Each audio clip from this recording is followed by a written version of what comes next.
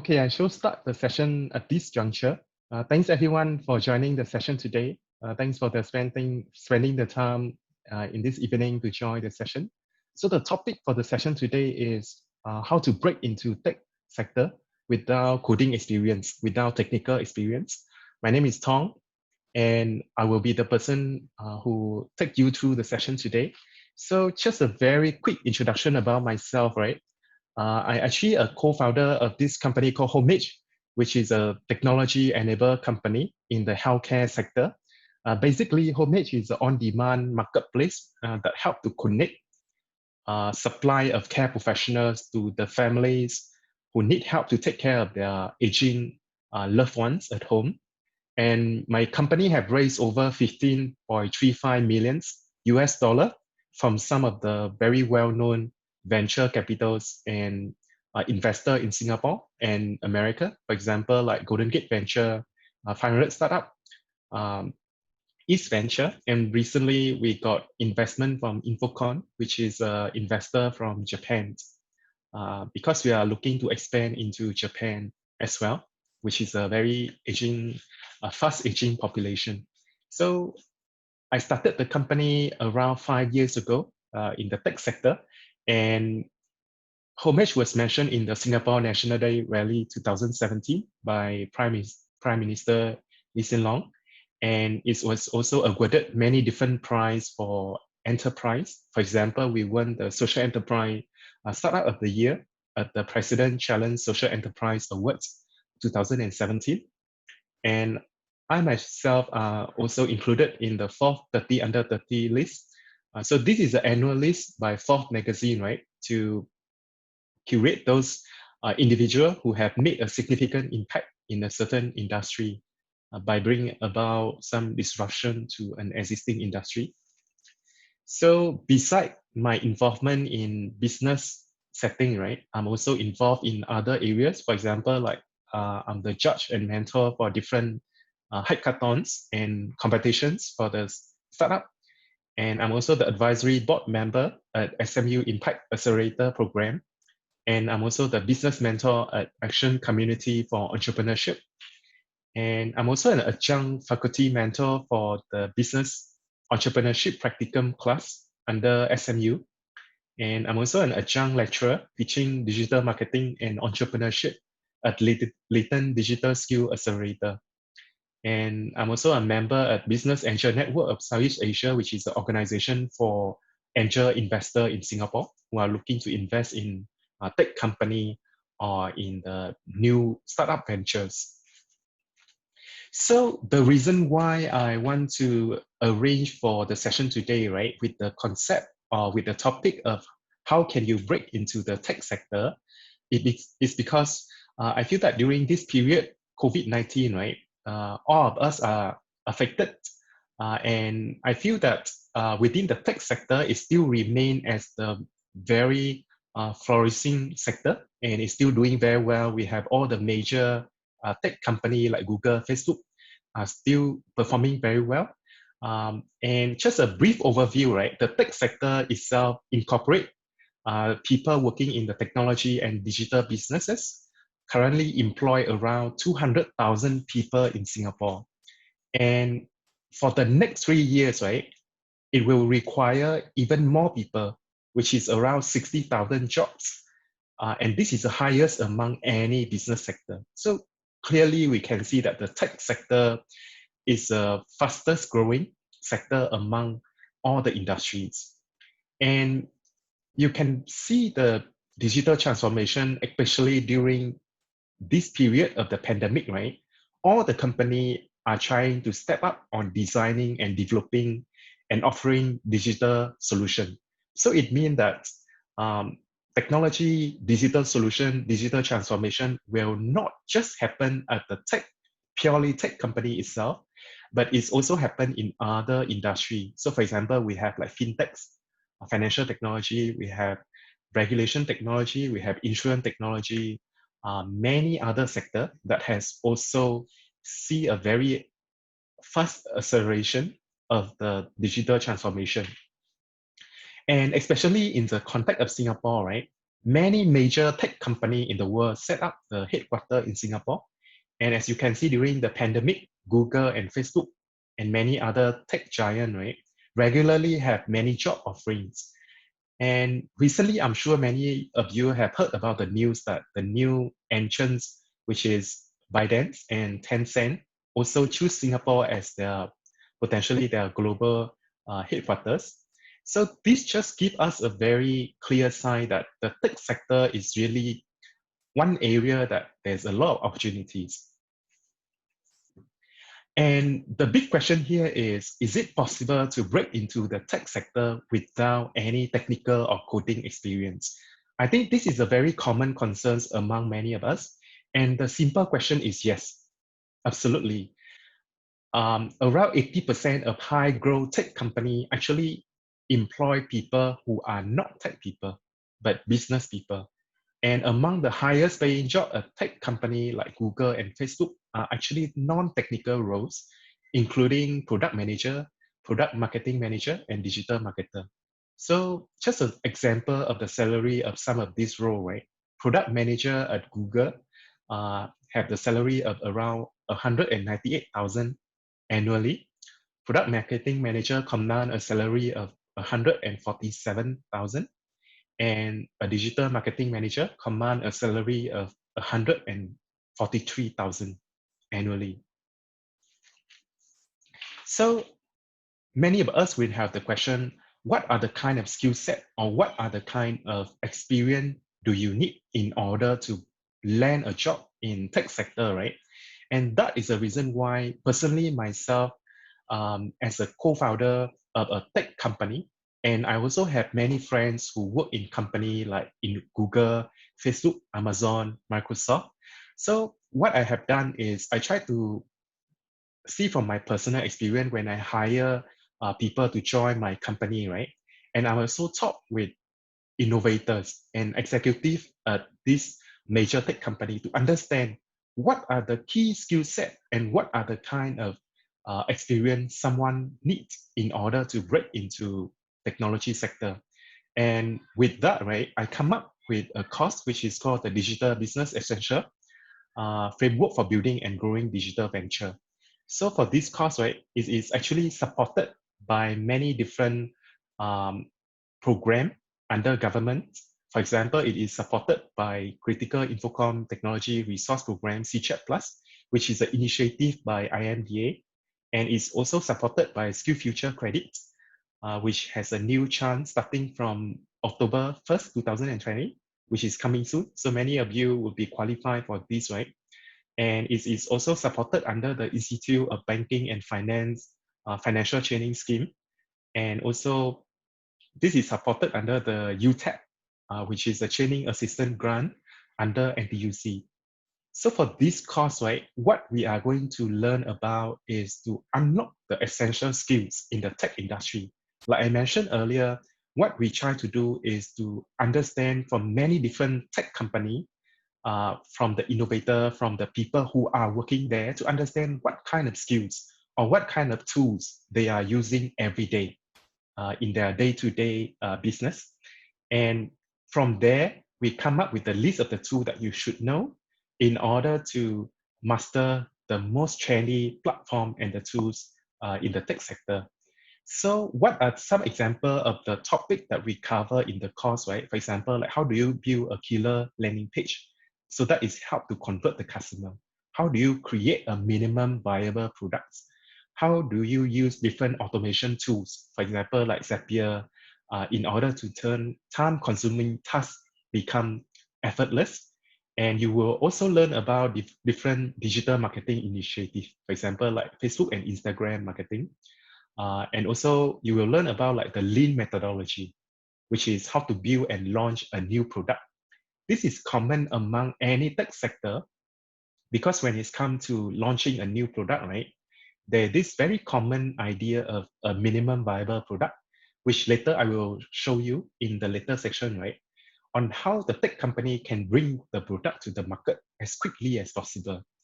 And you will also learn about what is unit economics, which define the basic foundation of a sustainable business. and also how to create your own business model canvas, how to set business goal and aim for success, and many other practical skill set that you can utilize immediately when you apply for a job in the tech company. So these are just a few examples of what we will cover, but there will be many more topics other than this. So for this course, right, 50% of it will be theory, where we learn about what are the skill set, what are the tools that people use, and the other 50% will be focusing on hands-on and the real practice. So you will learn after you have covered the theory, right, you actually will do a real project. So you can choose a company or you can choose your own business idea. For example, you can put yourself in the shoe of the business founder, right, of the company. You come up with the idea, you identify what is the problem, and you will create your own business model canvas. How do you create your minimum viable product?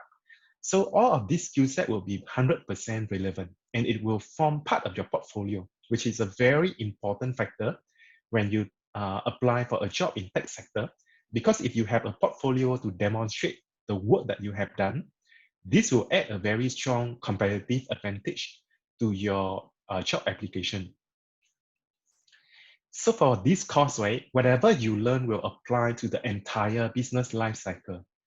Whether it is a new company, a young startup, or is it an established company, you learn the whole process from ideation. How do you, from the idea, validate validate the demand in the markets, and how from the idea you can develop it into a real actual product, building a minimum viable product that you can launch to the markets, test out the demand and see if people are actually willing to spend money in order to use this product.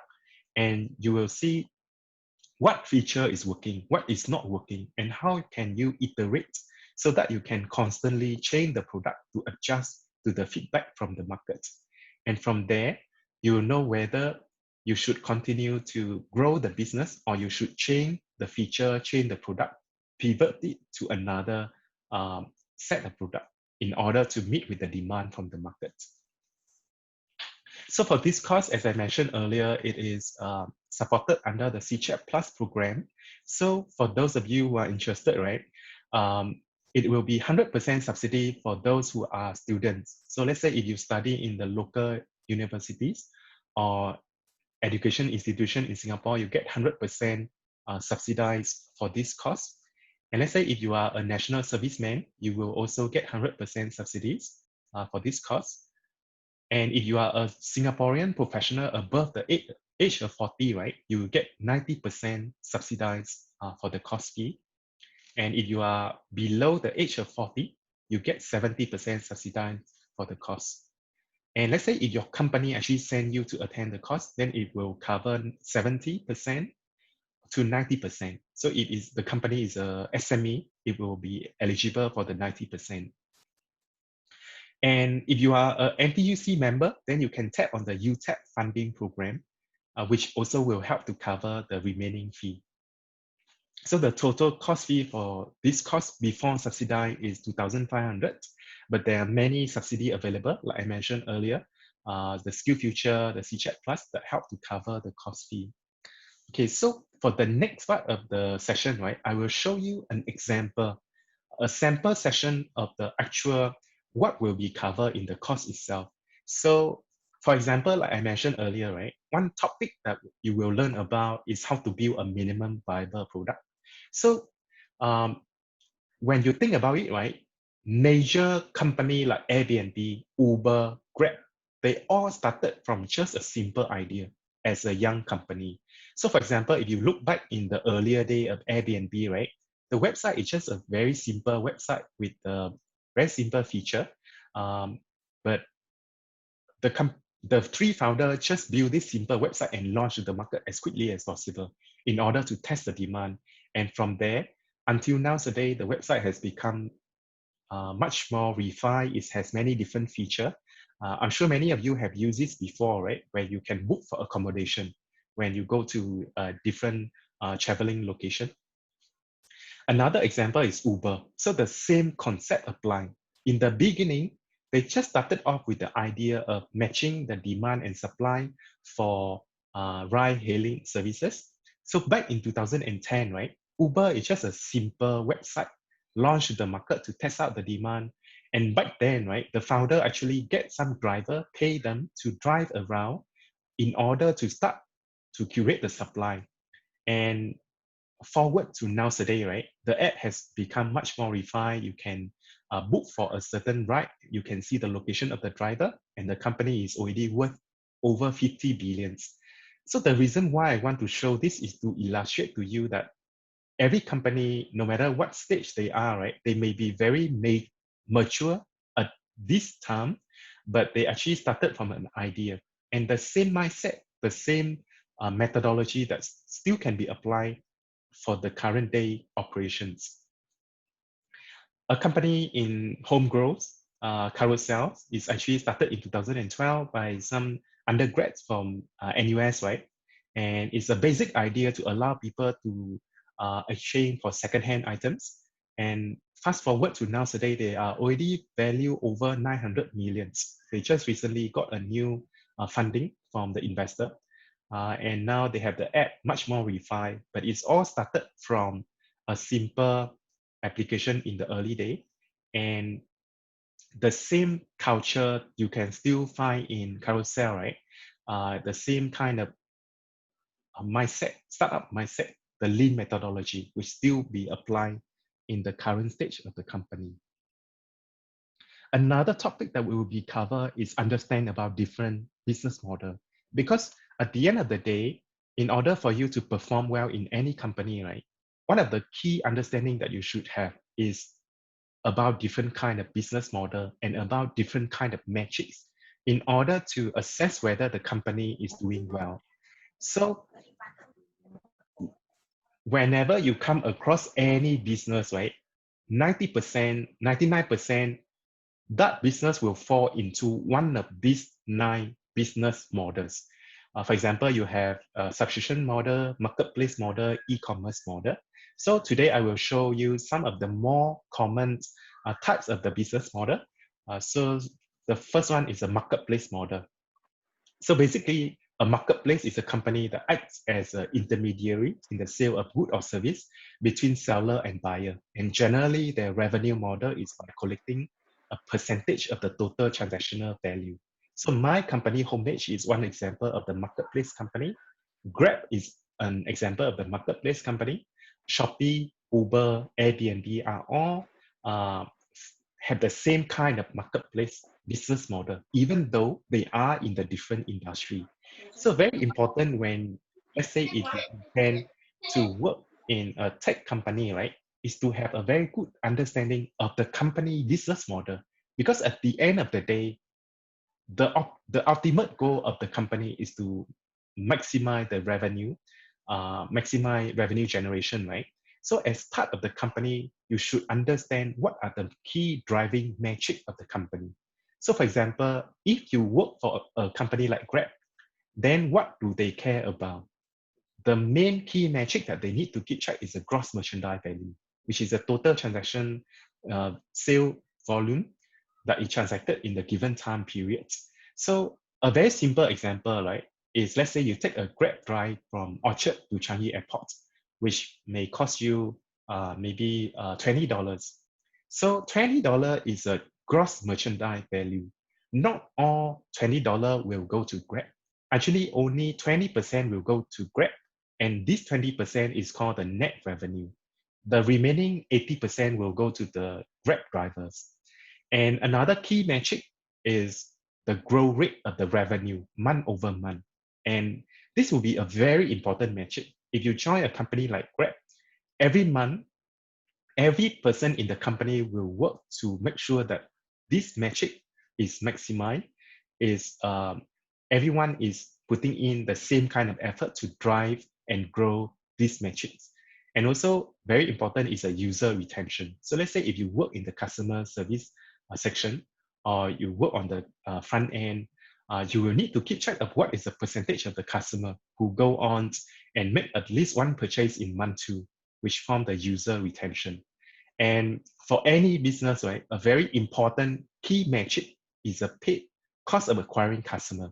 It means how much do you need to spend in marketing dollar in order to acquire one single customer. And this will form the unique economic of the company, together with the lifetime value of the customer, LTV, which is the total value of the customer as they spend with your platform. And why is it important? The unique economic is the founding step of any business. It will determine whether the business is sustainable in the long run.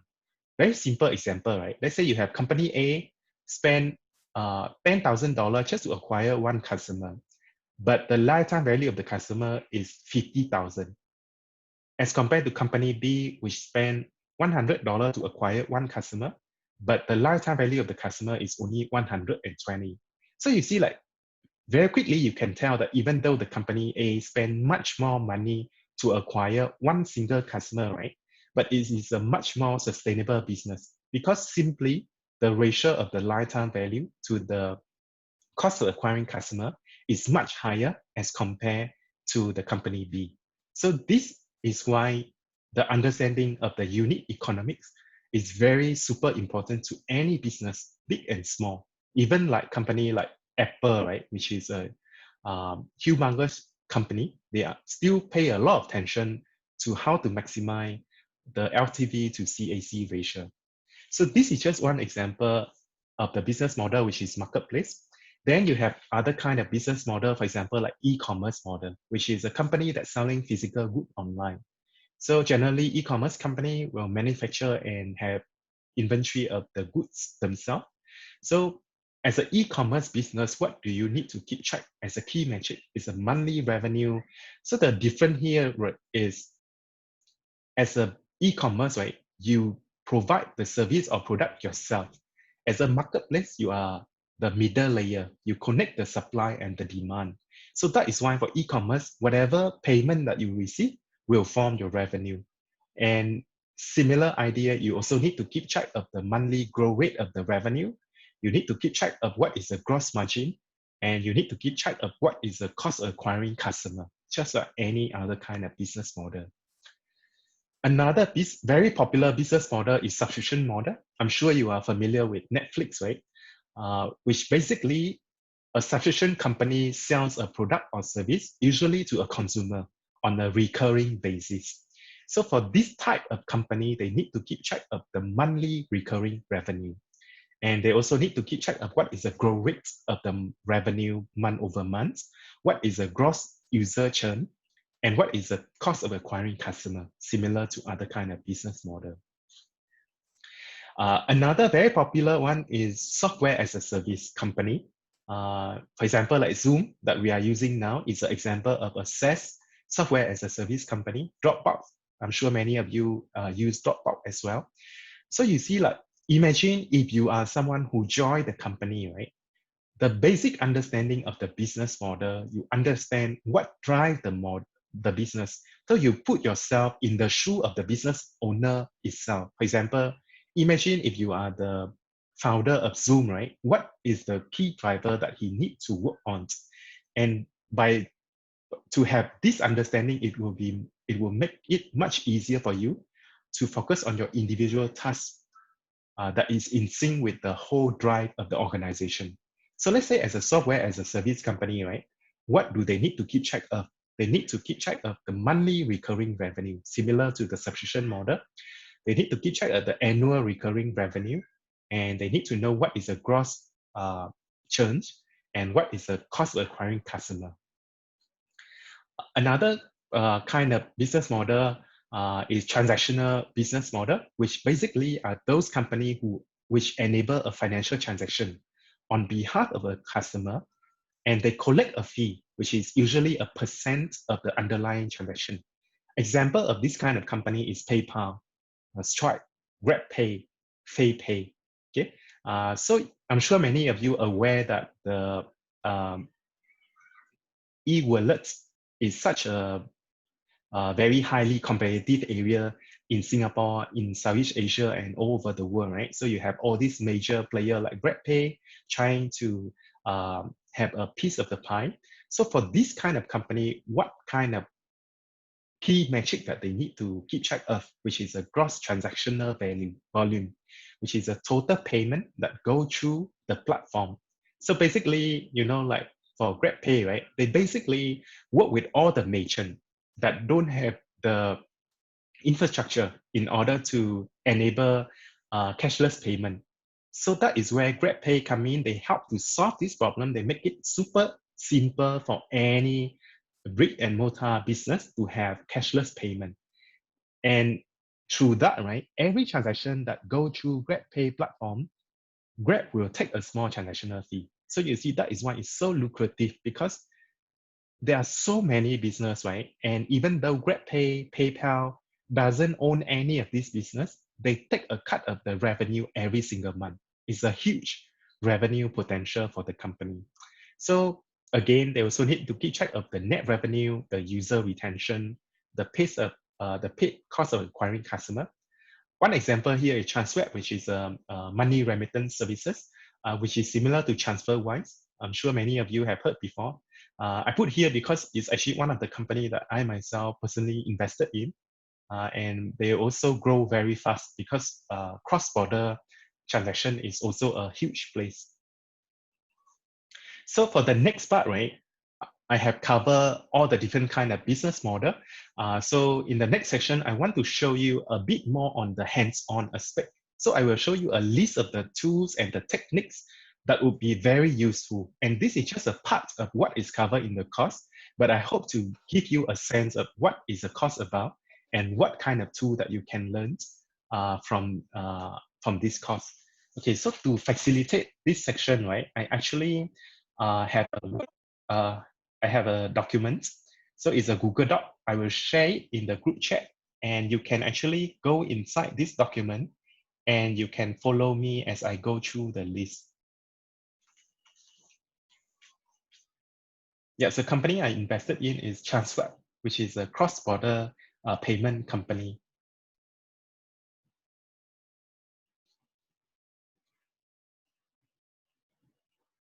Okay, so I have pasted the list of the document in the chat, and you can join the chat and then you can follow through with me as well.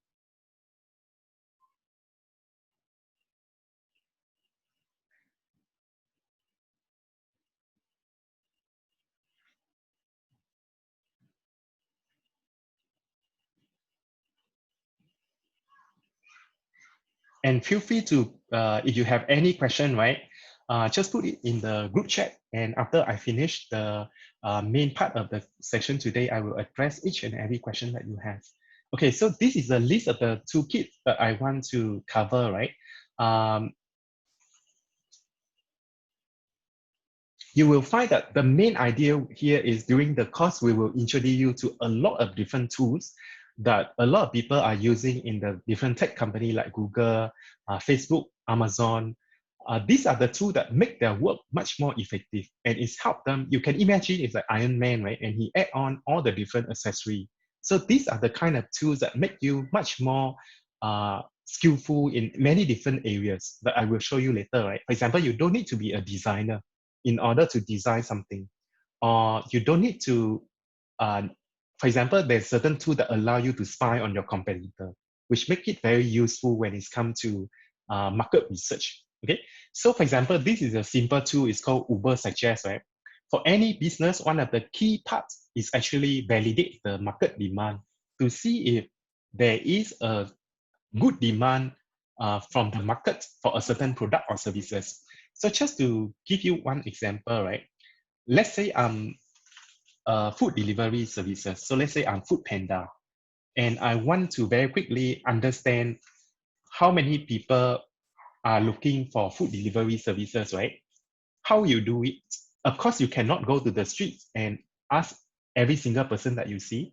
So there are certain tools like Uber Suggest, which we call the keyword research tool, which make it much easier for you to do market research to understand about the demand for a certain product or services. So as you can see here, right, very simple. I type in food delivery service as a keyword.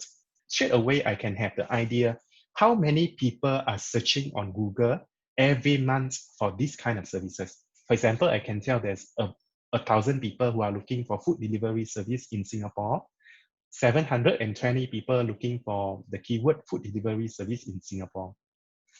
So you see, like very quickly, just using these two, right? Let's say when it's come to the task of doing a market research, validate the demand for a certain product. Let's say you join a tech company like Facebook, right?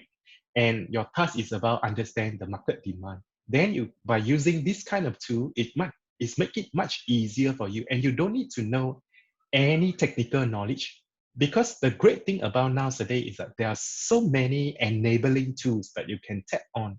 You just need to know what are the good tools and how to use them. And most of them are super user friendly. It's very easy to use. And let's say if you are someone who aspire to start your own company, right? These are also applicable, because let's say if you want to start a new business, you can do the same thing. For example, like if you want to start let's say office cleaning services,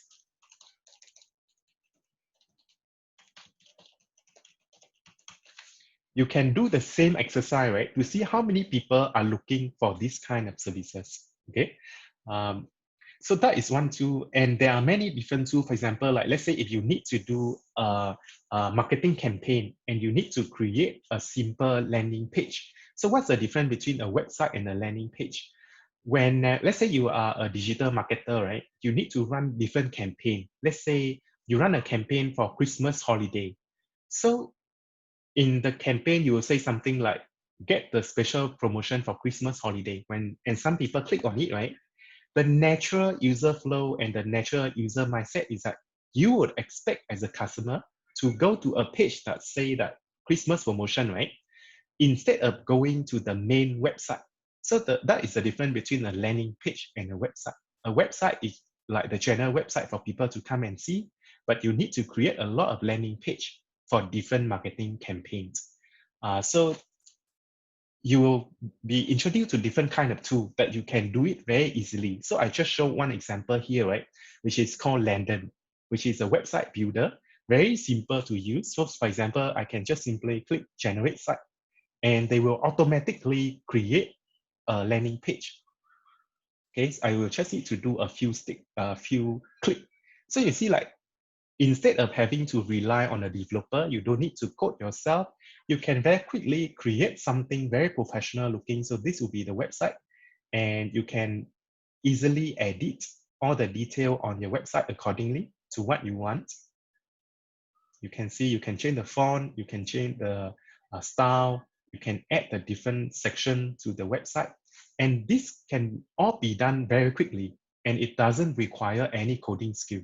So imagine if you go to join a tech company, right, as a digital marketer, and the task come where you need to run a digital marketing campaign. After you have validated the market demand from the previous step, right, you need to quickly come up with the marketing campaign on the search engine, for example, and you need to create a landing page. So very quickly using a tool like this, it can be done in a very short period of time. So that is another tool. Or let's say if you are in charge of running different marketing campaign, right, and you need to create some marketing collateral, then there are many available tools. For example, one that I want to show here is Unsplash, right? This is a tool that gives you a large number of commercial available photo stock photo that you can use for any different purposes, and they are all free. So depend on what are the digital marketing material that you need to create, right? You can use this tool to get all the free images.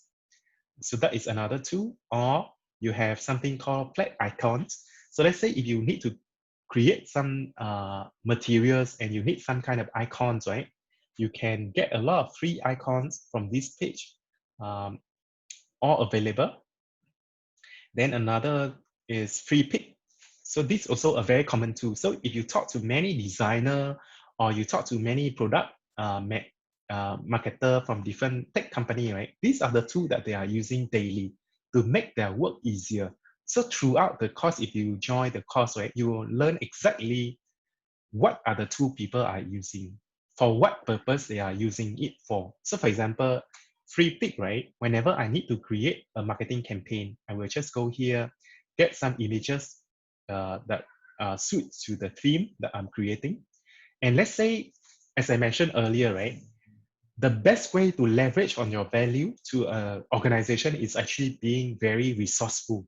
The key is being resourceful. You know how to do stuff, and the how you can achieve that is by understanding different tools. So, for example, a very common task is designing, right? And I'm sure many of us are not so familiar with Photoshop.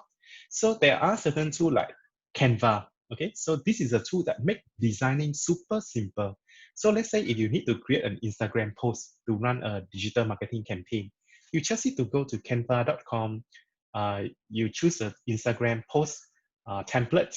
They will have so many different templates for different purposes that you can just simply change the text, upload the images. So let's say if you want to change the images here, right? Then you go back to Unsplash, the website that I showed you earlier, either Freepik or Unsplash, in order to get all the available images that you can use for your product.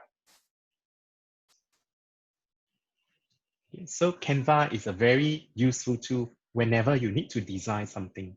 Another tool that also very useful is Trello, which is similar to Canva, which is also make it very easy and simple for you to design any marketing collaterals.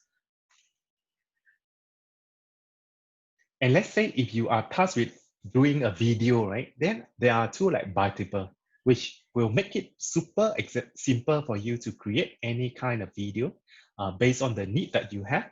And it will be very professional. So let's say if the company need to run a marketing campaign, right? And they very quickly need to get some video up and running. You can use a certain tool like this to create a professional looking video. And the good thing about this is that as someone who are familiar with so many different tools and so many different application, right? You can talk to many different people and you can work with them very seamlessly. So you can work with the designer, you can work with the product manager, you can work with the digital marketer, and that is how it will help to boost up your productivity and your value to the organization. Okay, and another topic that I want to touch on that will be also covered in the course is actually on digital marketing, right? So for example, after we have done all the previous steps, one of the key aspects of any business is how they can acquire more customer. Because at the end of the day, the most important for any business is the bottom line, right? Which is a revenue maximization. So how can they acquire more customer? Even if you are entrepreneur, you are looking to set up a new company, the key thing that you need to worry about every single day is how to get more customer, how to get more revenue. So that is where you need to be familiar with different tools like digital advertisement. And the most popular one is a Facebook advertisement. So just to show you some very interesting trick, right? So for example, if I go to Food Panda, this is a business Facebook page, which is different from a personal Facebook page. I'm sure many of you have, all of you should have a personal Facebook page, I believe, right? So in order for you to create a Facebook page, let's say you join a new startup and they want you to help to establish the social media presence. Then very simple, you just go to your Facebook page, you go to page, you go to create, you go to page, and then you create a new Facebook page. And another trick that you can do, right, is whenever, let's say you want to spy on your competitor, your manager was asking you to help to do a market research and to spy on your competitor, right? You can simply go to their business Facebook page and go to the page transparency. You go to see more. Then under this thing called ad library, right, you can see exactly what are the kind of advertisement are being run by this company at the point in time. So as you can see, for example, Food Panda is currently running 50% off saving to free delivery. So let's say if you are working for a delivery company, right? For example, like GrabFood, then definitely you would want to keep an eye on what is Food Panda is running to make sure that you are not missing out. Okay, so this is also a very useful trick among many many things or many topics that will be covered in the course. And also, of course, you will also learn about how you can run or manage an effective campaign. So for example, let's say if you want to run a Facebook advertisement campaign, then very simple, you go to create, right? And then you go to the ads. And from there, you can quickly create a Facebook managed advertisement campaign. For example, like you can create a lead generation advertisement to collect the leads. Okay. And I want to draw your attention to this section, right, which is under the audience. So a very powerful aspect of Facebook is that they collect all of our personal data about like what we like, what is our interest, how old are we, what are our demographic. And that is how Facebook make money. So Facebook, the business model is an advertising company. Basically, how they make money is they allow any businesses to tap on their platform, right, to target a certain group of the customer. So you see, if you go here, right, you can browse exactly what are the kind of demographics of the targeted customer that you want to reach out to. For example, you can target a certain people based on their educational level. You can target a certain people who are parents, who have the children in the primary school, for example. So this is a very powerful aspect of Facebook advertisement. Okay. Another channel that is equally popular is Google advertisement. So I'm sure you have searched before, let's say food delivery services. When you want to find for a certain product or services, most likely you'll go to Google and search, right? You see the first few results are actually advertisement with the word AD. So actually this company are paying Google in order for them to get their result at the top of the page. Okay, so these are SEM, which is a search engine marketing.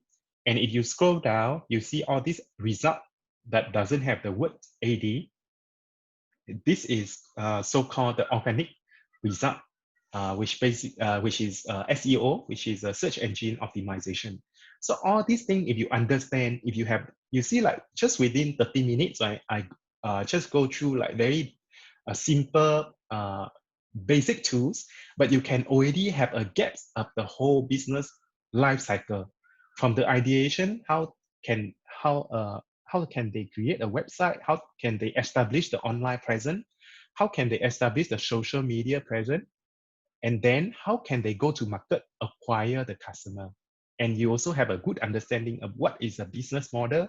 How can you keep track? What are the key metrics of the business that you need to measure in the long run? So you see, that is how this course will add value in a way that is give an overview. So you, at the same time, you have the overview picture like a business owner yourself. Because the best way to understand a business is actually put yourself in the shoe of the business owner. And from there, you know exactly how to drive the business. What is the thinking behind? What is the logic? What is the motivation for a certain initiative in the company? Okay, so those are the part that I want to share on.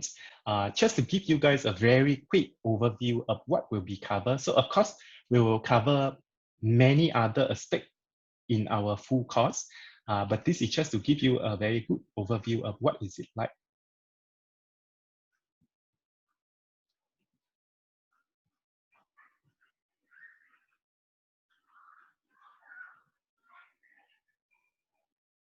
Okay, so the next point I want to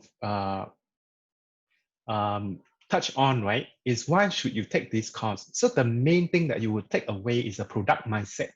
As I mentioned earlier, product manager is one of the very sought after role in any tech company. Product manager is not a programming role, it's actually a business role.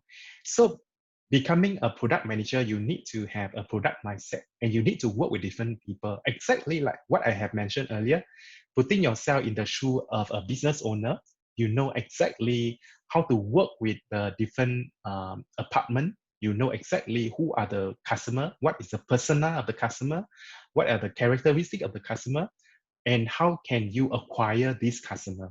So the skill is the understanding about the entire business life cycle. And with this understanding and the skill set that you can acquire from the course, right, is open door to possibility for career in product management, product marketing management, and digital marketing, which are all will be focused of this course.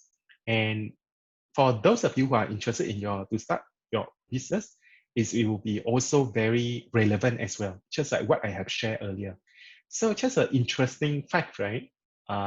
You might not know, all the CEO of the major tech company in the world actually have the experience starting as a product manager, like Zach Bezos, or the CEO of Google, CEO of Yahoo, CEO of Microsoft. They all have the experience as a product manager. The reason why is because as a product manager, you need to work with all the different part of the business. You need to understand the problem. You need to understand the customer, how to acquire the customer. You need to know how to do go-to-market strategy. You need to know how to run digital marketing campaigns. And product management is one of the best non-programming role in the tech industry, like I have shown earlier. Their salary is very competitive. And of course, like what we are focused on today's section, right? Tech industry is one of the fastest growing, highest pay among all the industry. And if you search for product management in Singapore on LinkedIn, right, there's over 4,000 job role opening. And in Google Trend itself, you can see that product manager is actually even trending better than investment banker or management consultant, which are considered very high profile job roles. But now people are even prefer much more to go into the tech sector. One of the main reasons that I would like to share based on my personal network, right? My friend who work in the tech company, the perks of working in company like Google or Facebook is superb, and there's a very good work-life balance, and it's also a very exciting journey. So the main idea here, the reason why I encourage you to work or to get into tech sector is because all these skills, right, will never grow old. So unlike a certain industry, like for example, oil and for example, some sunset industry, right, where certain skill set might become irrelevant, but tech industry is ever growing. And by having all these skill set, you will only become better and your value will only become higher and higher over time by building up on your skill set, by building up on the tool that you can master. And all this doesn't require any technical background. As you can see, as I have shown just now, right, it's all very basic and very common sense stuff. Okay, so for this course, right, for those of you who are interested,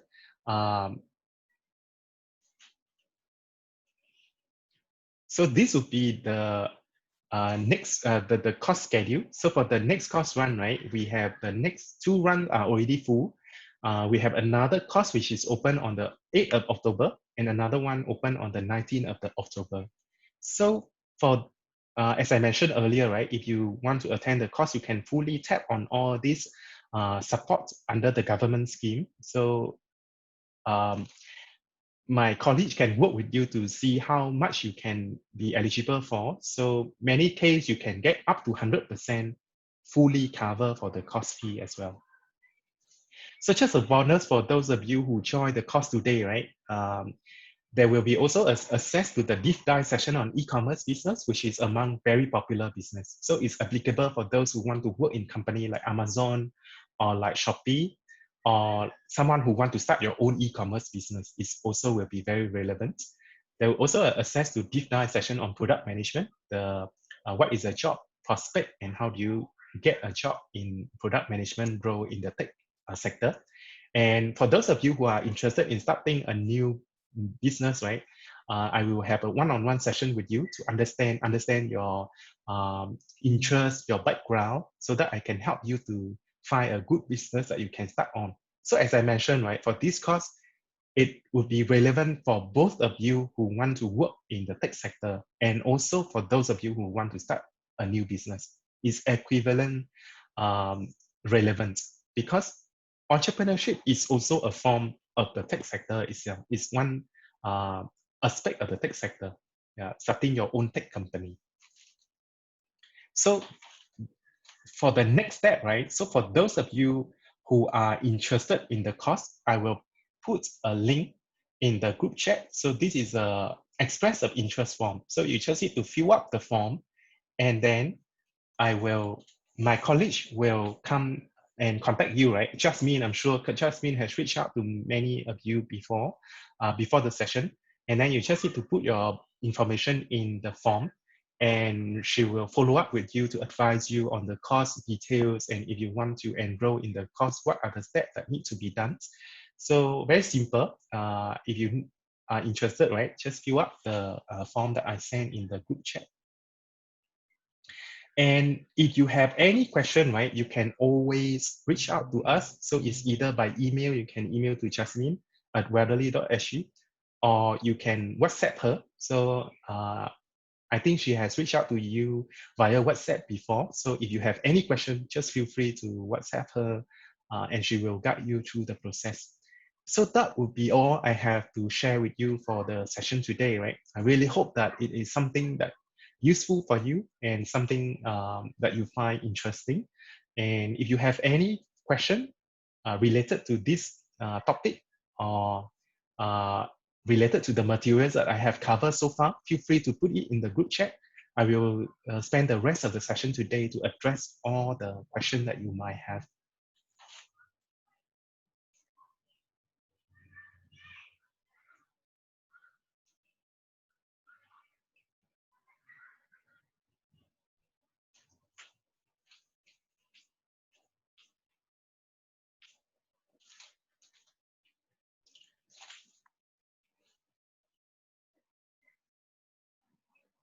So for those of you who are interested in the course, right, you can just simply fill up the form and we can reach out to you to guide you through the process. Yeah, and if you have any question, just feel free to put it in the group chat and I will address the question that you might have.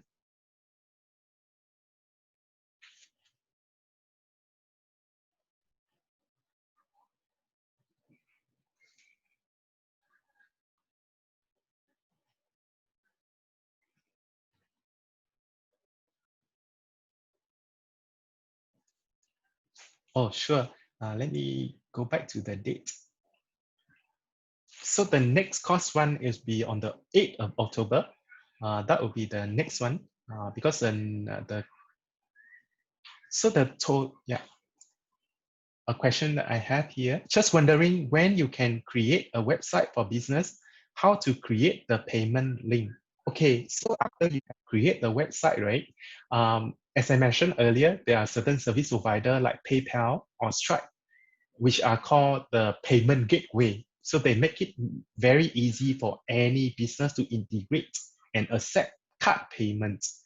So very easily, you can go to Stripe or go to PayPal, create a business account, then you can link it to your website and then you can accept the payments. Question from Susie. How much is the fee? So for this course, the total cost fee before subsidy is 2,500. But as I mentioned earlier, there will be a lot of subsidy available.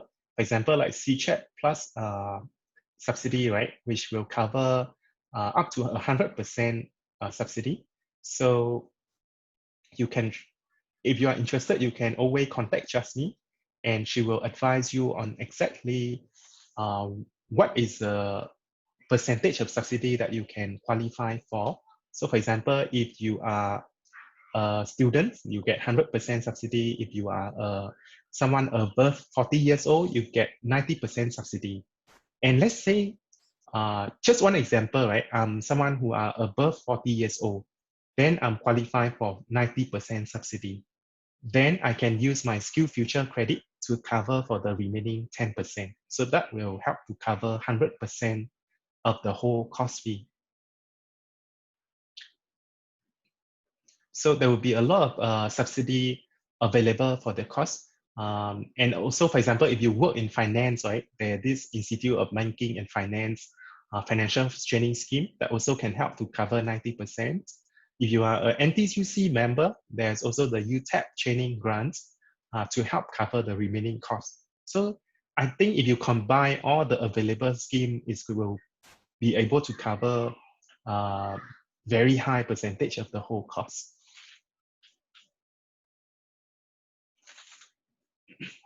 Question from Kate. For the course, is it e-learning or in class or both? So for this course, it will be e-learning. So the motivation behind it or the thinking behind it is because, you know, like after the pandemic, or because of the pandemic, the COVID-19 have changed the whole working behavior, right? So now we are very accustomed to work from home. So having the course online also align with it, because a lot of tech company actually get their employee to work from home as well. So the whole course is fully online. Yeah, so I hope this question also, this answer also address Wan Chuan question. Question from Andrew. How do I know what license is required for a business? Oh, so it's really depend on your specific kind of business. Let's say if you start a food business, then you might need to work with APA or like the agency that look over food business. The one common thing that every business need to do is to incorporate a company, which is under ACRA, which is to register a company. What license is really depend on the trade that you are in. So for example, Chanswap, the company that I invested in, right, is a money remittance company. Then they need to get a license from the central bank. So they try to establish in Indonesia, then they need to get the central bank approval in Indonesia. Or they work in Hong Kong, then they need the central bank in Hong Kong for the license. Question from Susie, right? Is the course twice a week or how long per day? Yes, this course will be twice per week. It will be 3 hours per day. So normally it will be from 7 to 10 p.m.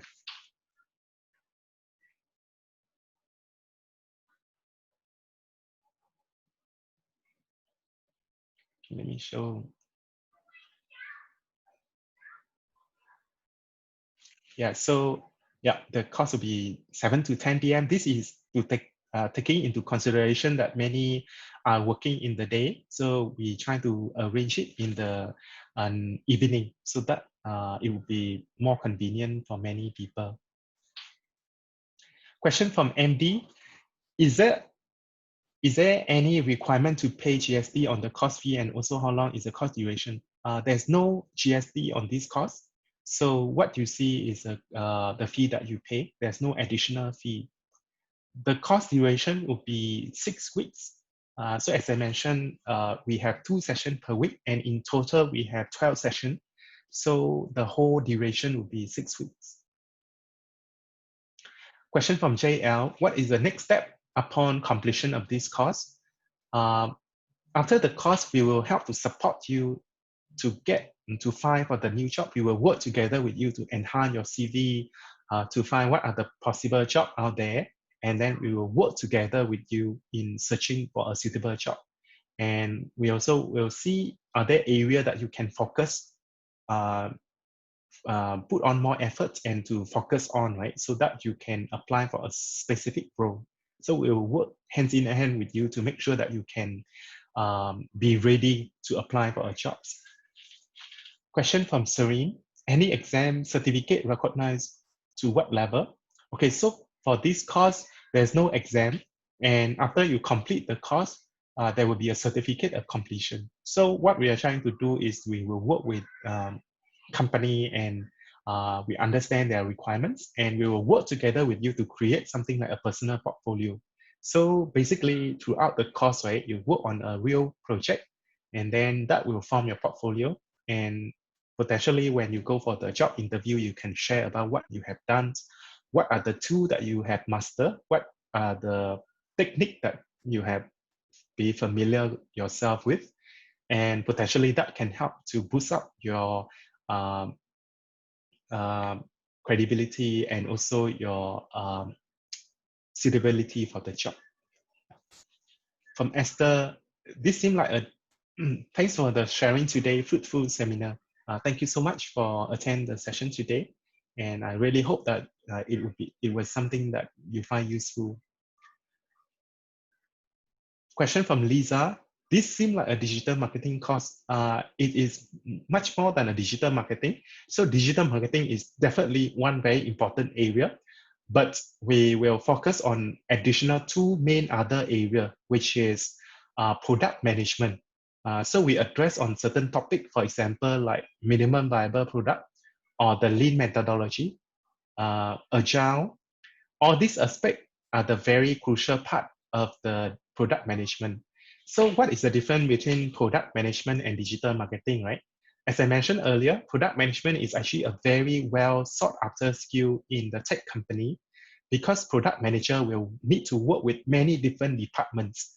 They need to understand the customer. They need to know what kind of marketing can reach to the customer, but they also need to talk to the engineer. They need to know exactly what kind of feature. So in order for them to be able to do that, right, they need to have a very good understanding about the markets.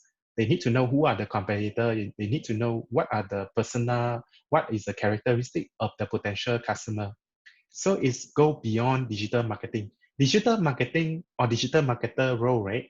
It's just focusing on running the campaign so that you can reach out to the right targeted audience.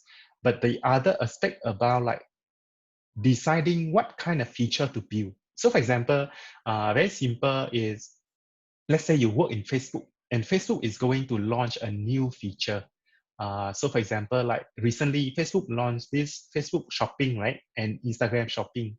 So that is where they will need people who are product manager, who know exactly what are the feature that this new product should have and who are the targeted customer. For example, in this case, are the small business owner. Then what kind of problem need to be addressed?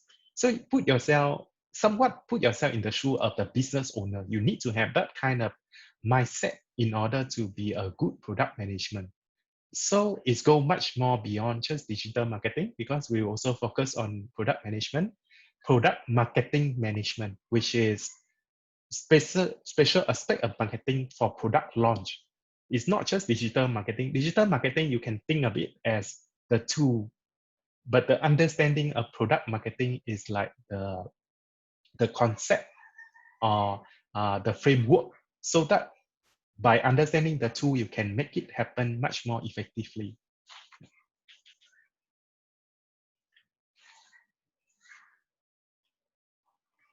Yeah, question from Christina. What is a career path starting from entry level? Yes, so there are many possibilities. So let's say if you are undergrad, right? And as I mentioned earlier, all these two are very valuable tool and very valuable skill set that you should acquire. Regardless whether you are undergrad, you are a mid-career looking to switch into tech sector, or you are a PMAT looking for a new career opportunity. And of course, for those who are started earlier, right? Let's say undergrad, you have an added advantage because you can build up on this as you progress along. As I mentioned earlier, all these skill will never be wasted. It's not some kind of skill, like in certain industry, right? After a while, maybe it's no longer relevant. But this kind of skill set will forever be there. I mean, a simple way to think about it, right, is Facebook will forever be there as one of the major marketing channel, right? Knowing digital marketing will always be valuable. Or let's say by knowing the framework of product management, it will be applicable for any sector. Not just, I mean, any company that have tech product. So as I mentioned earlier, nowadays, many companies are forcing and pushing on the digitalization. So it means that the demand for this kind of product management skill set will be available for many companies. So as an entry level, you can join as a analyst, as a product analyst, for example. That is one possible pathway. But the main idea here is as you acquire the skill, it will be always relevant and it will open new possibility in terms of career advancement for yourself. And that is for the undergrad, right? Let's say for the mid-career, actually you also have a very strong advantage because you have your own personal working experience, which by having this skill will help you to transition into the tech sector. Because you see a lot of the time, right, in tech company, as I mentioned, 80% are actually non-technical people.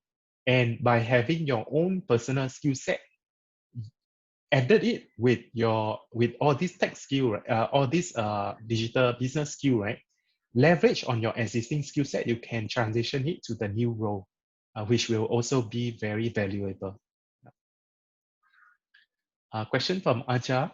any testimony from previous student, yes, you can go to our website, Weatherly.sg training, and you can see the testimonial from some of our previous students. Question from Rosalind: what are the positions that we can apply after the course? Okay, so as I mentioned, or part of my answer to uh, Christina, right? So basically, by acquiring those three main skills, which is product management, product marketing management, and digital marketing. So the main skill, the main position would be product manager, product marketing manager, and digital uh, marketer. But you can also apply for other relevant roles, for example, like business development or business analyst. So these are the skills that will also be relevant to this kind of position. Question from Mailing, yeah, comment from Mailing. Thank you very much. Yes, thank you so much. It's my pleasure that I had the chance to share with you, and I hope that it was something useful. Okay, I hope that I have addressed Najib and Lisa question. From Wan Chan, stay-at-home mom, is it cost suitable for me? Yes, I mean, as I mentioned earlier, all these skill are very relevant skill, and anyone, I believe anyone should acquire this skill because nowadays, right, as you can see, digital business is the main driving force of the economy. And by understanding this skill, be it you want to start your own business, you can also apply this skill. Or if you want to venture into a new tech company, trying a new job role, right? This skill set will also make you a very valuable employee of the company because you'll be so resourceful, right? I just see this from my personal experience. Because if someone, I wish that someone, when they come to our company, right, was having all these skills, because basically they would be able to do so many things. Like for example, like when we need to run a campaign, he will know how to set up the Facebook ad campaign, Google ad campaign. He know how to do the design. He know how to present well. He know how to set up the uh, the KPI. He know what are the key metrics. If someone know all this, is basically, you can think of it is like he's like automate or self-run mini CEO because he has a very good grasp of the whole business. And on top of that, he also know what are the key things important for the business as well. So I definitely think um, if you're a stay-at-home mom, you're exploring to either start your own company, it will be relevant. If you're looking to start a new career in the tech sector, digital business in general, it will also be relevant. Esther, thank you very much. Have a good evening. Yes, thank you so much. Aja, very good session. Okay, thanks for your feedback. Yeah, I'm glad that you find this useful.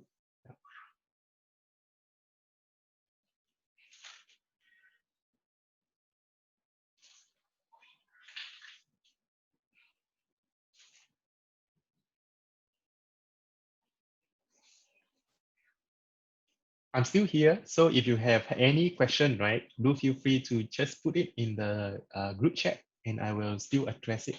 Sure.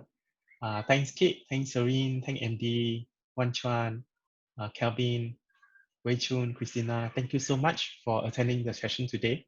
It's my pleasure to have the chance to share with you, and I hope that it was something that you find it useful, that you can apply. Yes, I'm still here. Nachit.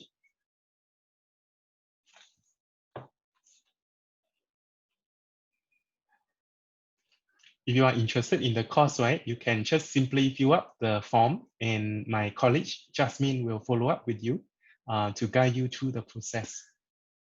Yes, definitely. You can connect with me on LinkedIn if you want to.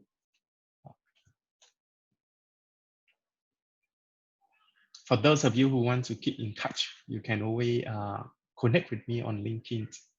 I can send my LinkedIn and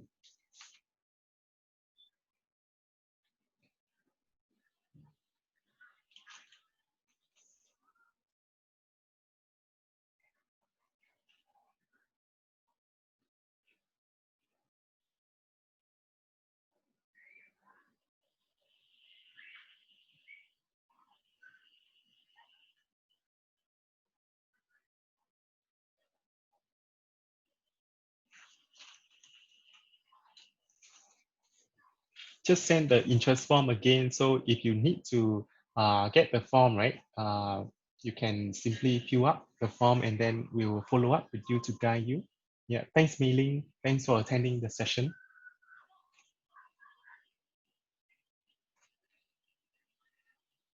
Okay, question from Andy. I missed the point on the type of certificate that we will be getting after the course, and also what are the other course advancement after this course? Yes, so after you complete the course, you get the certificate of completion for Digital Business Essential. And as I mentioned earlier, we'll work together with you on improving on your CV, also to work on helping you to search for a suitable job. And throughout the course, part of the course, as I mentioned, 50% are on practical. So you work on the real project and you will build up your personal portfolio. So imagine if like, let's say you want to start a new business and then you build a real website, you build a real product, which is the best way from my experience to learn how to acquire all these skills, right? To put it into practice. So as I mentioned, this course is focused a lot on the hands-on and the practical skill because I really feel that when it's come to real life business, right, it would be much more valuable if someone can do all these skills hands-on. Yeah, and after the course, there will be other potential courses. So we are also working with IMDA and other bodies, right, government organization to have endorsement for some other advancement course.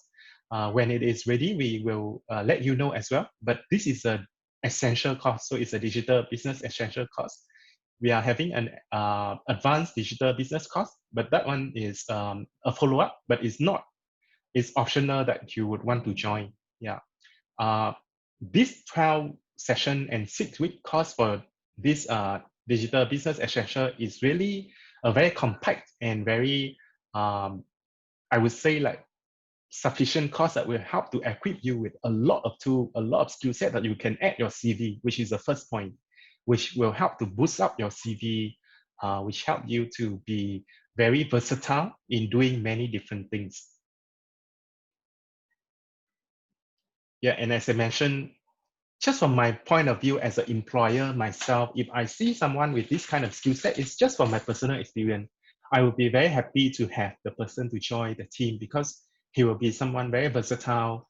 He will be able to wear many different hats and he can do a lot of different things that can add value to the organization.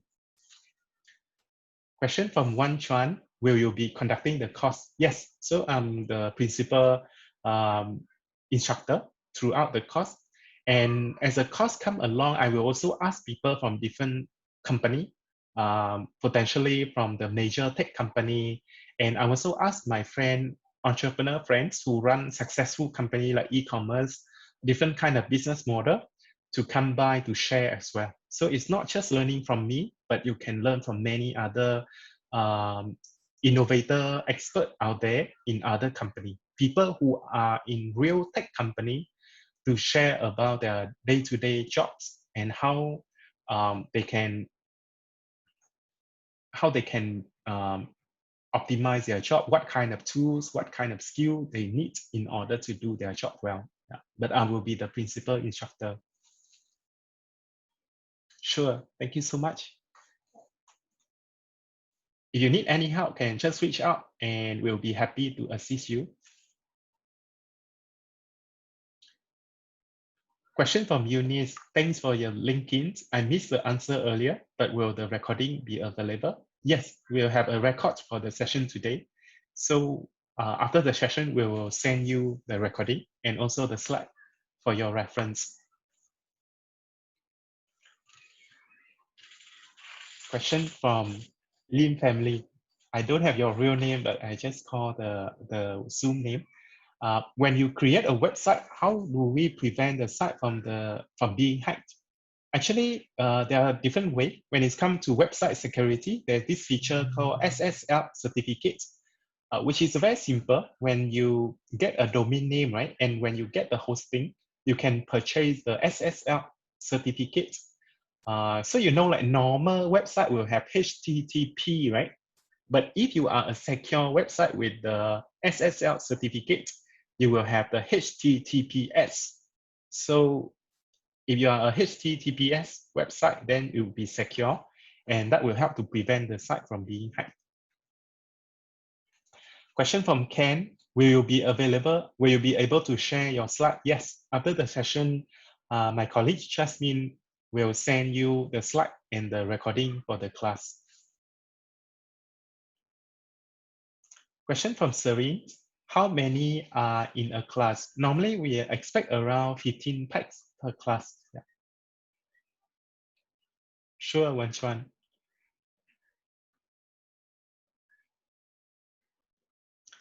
From Lisa, impressed by your experience, read up before attending this event.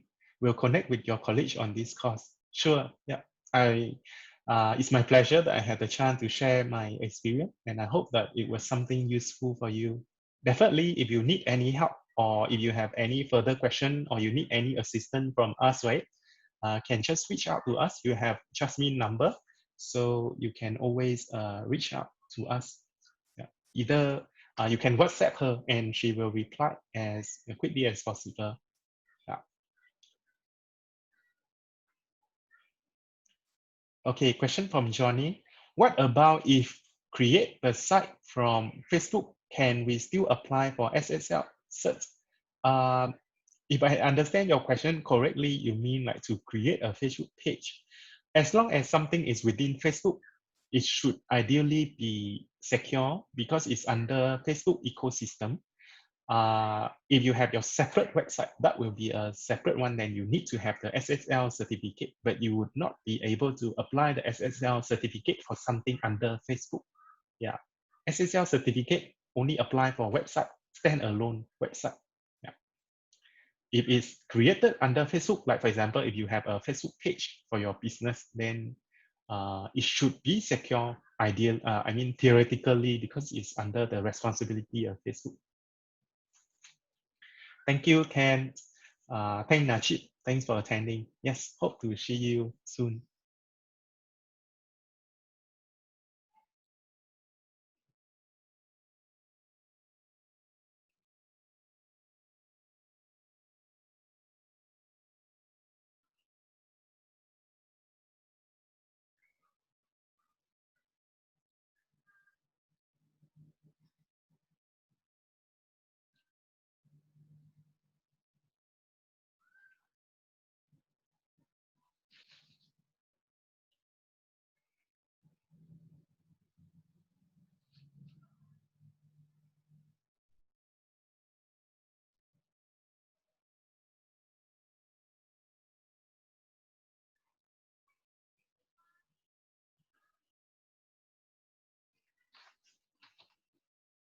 Okay, so I just sent the link to the form, right? So for those of you, maybe you join later. If you are interested to learn more about the course, if you are interested to join the course, you can just simply fill up the express of the interest form, the link that I sent in the chat, and my colleague will help to reach out to you and to guide you through the process.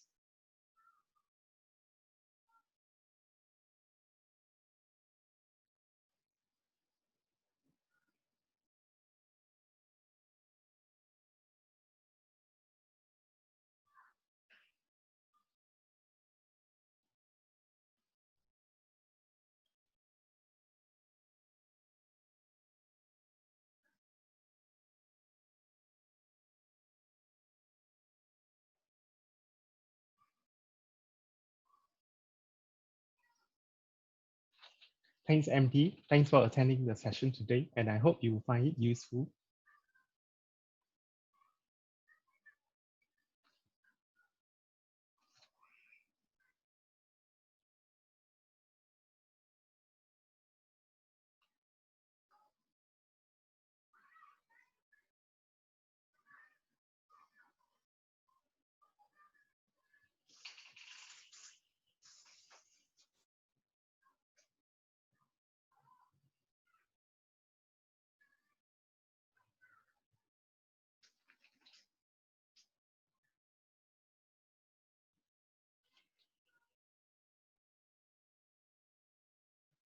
So if you have any further question, right, or if you need any assistance from us, do feel free to always reach out to us either by email or WhatsApp. Jasmine have been reaching out to you previously, right? You can send her a message and we will get back to you as quickly as possible.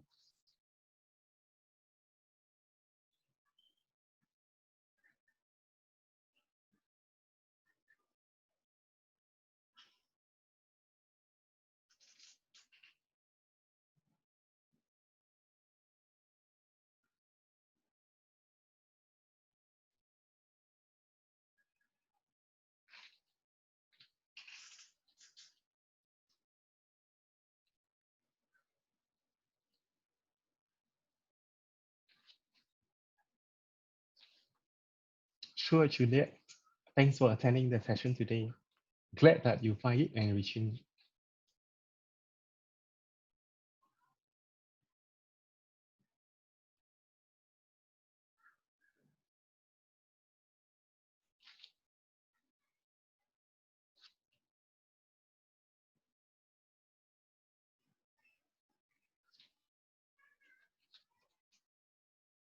Okay, so any further question from the rest of the class?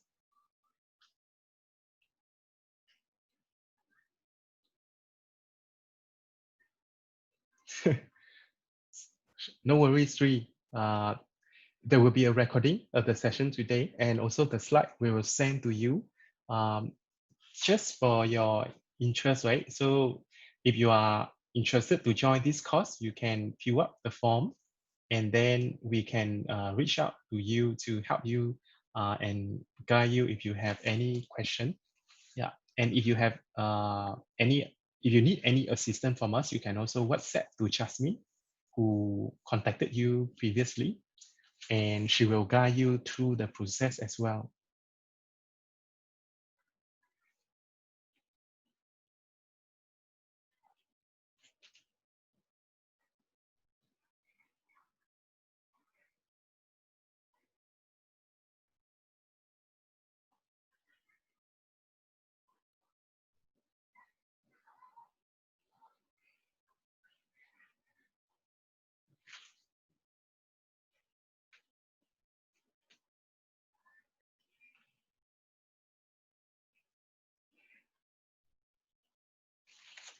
Yes, from BL, if you are a student, may I check what school are you studying now?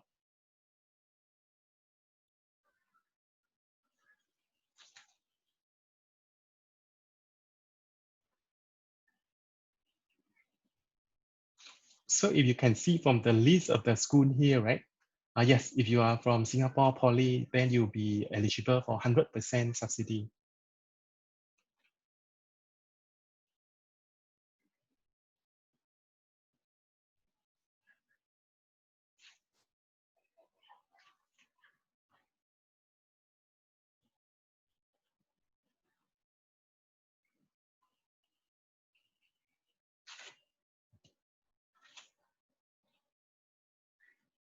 Sure, thank you.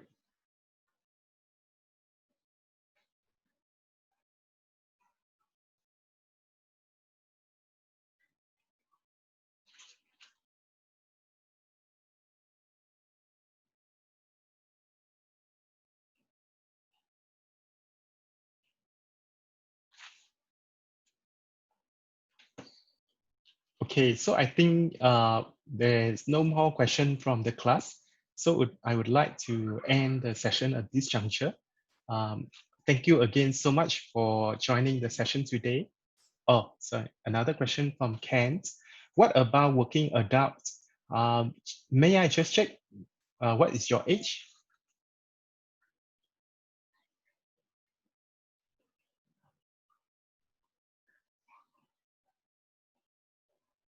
Oh, so if you are under 40 years old, you'll be eligible for 70% subsidy. And the remaining 30%, right, you can use your SkillsFuture credit to cover the remaining fee. And if you are an NTUC member, right, you can also use a UTAP. So potentially you still can be able to cover quite substantially for the whole course. Yeah.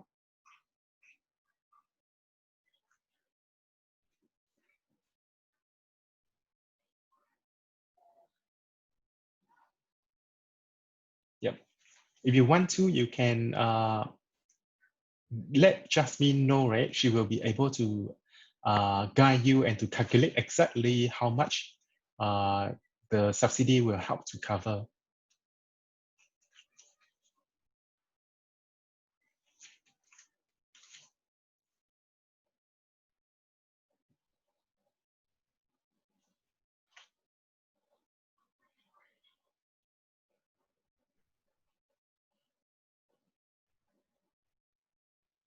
Sure. Yeah. Thank you.